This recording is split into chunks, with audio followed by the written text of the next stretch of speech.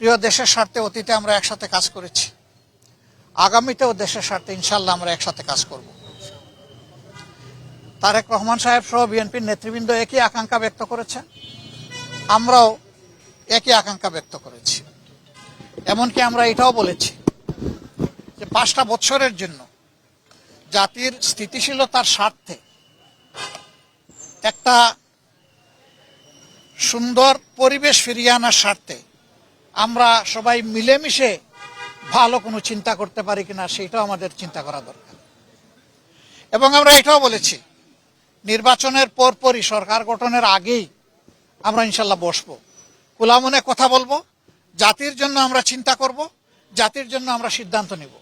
আপনারা জানেন যে আমরা সমস্ত জাতি জানি, সমস্ত দুনিয়ার মানুষ জানি যে আমাদের সম্মানিত ম্যাডাম, যিনি বাংলাদেশ জাতীয়তাবাদী দলের চেয়ারপারসন ছিলেন, তিনবারের প্রধানমন্ত্রী ছিলেন, তার ইন্তেকাল হয়েছে। পরবর্তীতে বাংলাদেশের ইতিহাসের সর্ববৃহৎ জানাজা হয়েছে, আমরা জানাজা নামাজও ছিলাম, দেখা হয়েছে। তারপরে আজকে আমরা সম্মানিত ভারপ্রাপ্ত চেয়ারম্যান জনাব তারেক রহমান সহ তার পরিবারের সদস্য এবং কেন্দ্রীয় নেতৃবৃন্দ সহ সবাইকে সহানুভূতি এবং সহমর্মিতা জানানোর জন্য আমাদের সম্মানিত আমিরে জামাত আসছিলেন।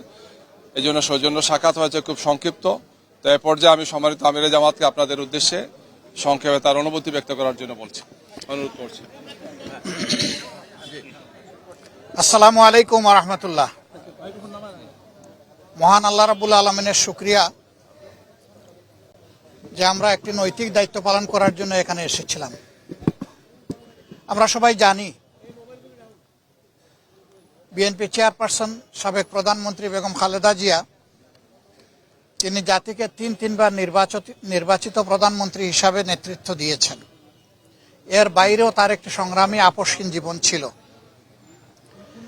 তিনি গণতন্ত্র পুনঃপ্রতিষ্ঠা এবং মানুষের নাগরিক অধিকার প্রতিষ্ঠার জন্য আজীবন লড়াই করে গেছেন।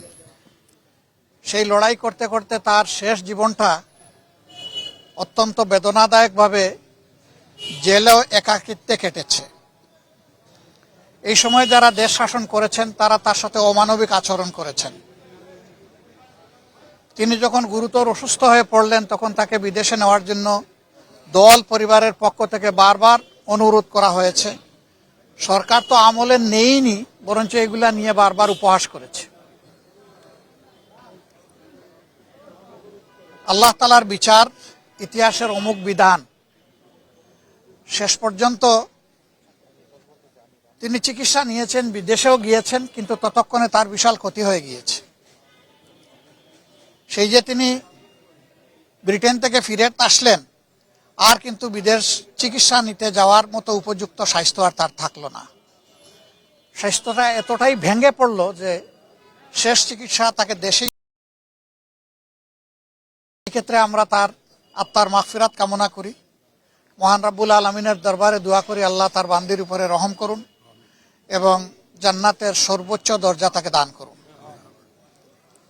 আমরা সহানুভূতি জানাই, সহমর্মিতা জানাই তার সন্তান বিএনপির ভারপ্রাপ্ত চেয়ারম্যান জনাব তারেক রহমান সহ তাদের পরিবারের সদস্যবৃন্দ, সংগঠনের নেতাকর্মী এবং তার চিকিৎসা কাজে যারা নিয়োজিত ছিলেন সেই সমস্ত চিকিৎসক সমাজের প্রতিও আমরা ধন্যবাদ জানাচ্ছি, কৃতজ্ঞতা জানাচ্ছি যে তারা বেগম খালেদা জিয়া দেশনেত্রীকে অত্যন্ত আন্তরিকতার সাথে তাদের সর্বোচ্চ যোগ্যতা অনুযায়ী তারা চিকিৎসা সেবা দিয়েছে। এটা আমাদেরকে অনুপ্রাণিত করে যে ভবিষ্যতে নাগরিকরা এমনটাই আমাদের দেশের চিকিৎসক সমাজের কাছে আশা করতে পারেন। তিনি চলে গেছেন ইতিহাসের একটা বিরল সম্মান নিয়ে। তার শেষ বিদায় সম্বর্ধনা অনুষ্ঠিত হয়েছে গতকাল এবং মানুষ আবেগ দিয়ে, চোখের পানি দিয়েই তাকে বিদায় দিয়েছে। এইটা তার পাওনা ছিল। উনি জাতির জন্য যে অবদান রেখেছেন তিনি তার পাওনাটাই আল্লাহর পক্ষ থেকে পেয়েছেন। তার এই পাওনা দেখে আমরাও অনুপ্রাণিত হই। আমরাও যদি জাতির জন্য সেরকমটা অবদান রাখতে পারি, হয়তোবা এদেশের মানুষ আমাদেরকে এইরকমই একদিন বিদায় দেবে। এটা সবার কপালে জুটে না। এই সম্মানটা পাওয়া, মানুষের চোখের পানি দিয়ে বিদায় সম্বর্ধনা পাওয়া এটা বিশাল ব্যাপার। আমরা এই জন্য আল্লাহ রাব্বুল আলমিনের শুকরিয়া আদায় করি যে তিনি তার বান্দির প্রতি রহমশীল হয়েছেন। দেশ এখন একটা গুরুত্বপূর্ণ বাঁকে আছে।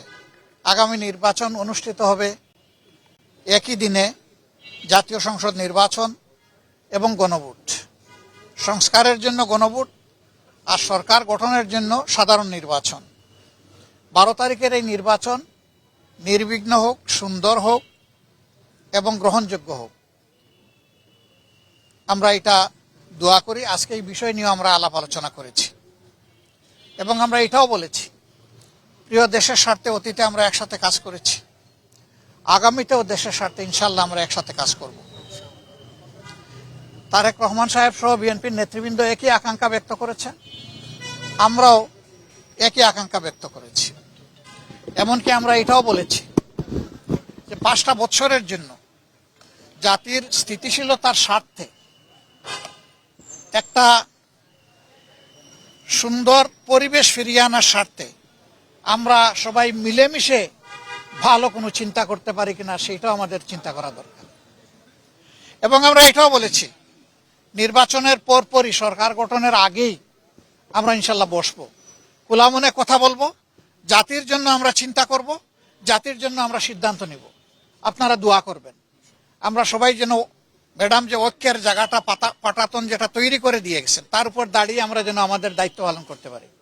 আপনাদের সবাইকে অসংখ্য ধন্যবাদ। আবারও ম্যাডামের আত্মার মাগফিরাত কামনা করছি এবং সুখ সন্তপ্ত পরিবার, তার আপনজন, প্রিয়জন, তার সহকর্মীবৃন্দ তথা দেশবাসীর প্রতি আমরা গভীর সমবেদনা জ্ঞাপন করছি। আসসালামু আলাইকুম।